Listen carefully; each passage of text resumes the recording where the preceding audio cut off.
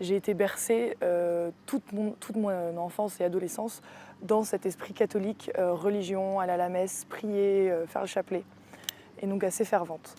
Et puis moi, je suis rentrée dans l'adolescence.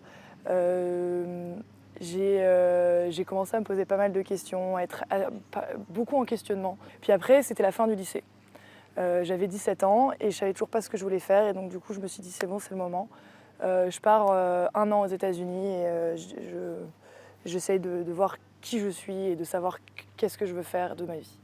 Et alors là, là clairement, j'ai tout laissé tomber, j'ai tout envoyé balader, comme on dit. Je suis tombée dans une famille d'accueil qui, elle, était protestante.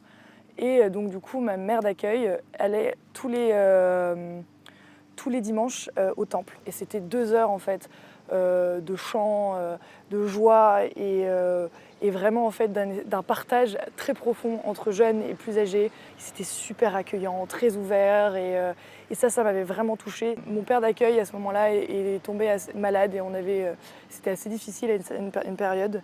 Et les gens en fait étaient très humains et très ouverts à nous aider, à être présents pour nous. Et ça m'a vraiment touchée parce que c'était vraiment des petits gestes, c'était pas juste des paroles comme il faut faire le bien, il faut être amour, il faut être dans la compassion. C'est vraiment des choses concrètes. Et puis en fait, quand je suis arrivée en études supérieures donc, à Lille pour commencer mes études de droit, au bout de, allez, on va dire 3 mois, je me sentais un peu vide, comme une coquille vide en fait, et je sentais qu'il y avait quelque chose qui manquait. Et donc du coup, je me suis posé la question, je me suis dit mais qu'est-ce qui s'est passé? Pourquoi tu es comme ça alors qu'avant ça allait bien, tu étais contente, tu avais cette joie de vivre et c'est pas toi de pas être joyeuse. Et du coup, j'ai dit avant j'allais à la messe le dimanche. Du coup, j'ai dit j'aimerais bien être un peu comme avant, donc je vais retourner à la messe, voir ce que ça fait. Donc du coup, là, j'ai poussé la porte de l'église un dimanche matin. Et là tout de suite, je me sentis apaisée en fait. Je me suis dit, ah ouais, là, il y a quelque chose à creuser. C'était une première étape, un premier pas, et je sentais que ça allait dans le bon sens. Et donc du coup, je revenais petit à petit à la messe, petit à petit, je me remettais à prier. Et en fait, j'étais donc à la fac, et j'avais décidé de remettre ma croix et ma chaîne de baptême à ce moment-là. Et c'était assez visible en fait. Donc du coup, tout le monde le voyait. Et mes amies de fac ne sont pas croyantes.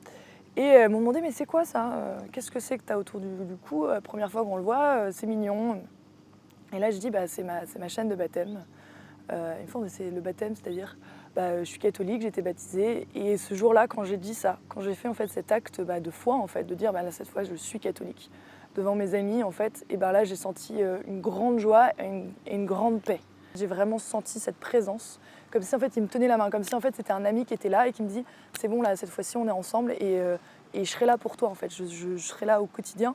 Ce que je sais, c'est que maintenant, j'ai plus de conflit, en fait. Je sais que c'est ce que je suis et je suis en paix.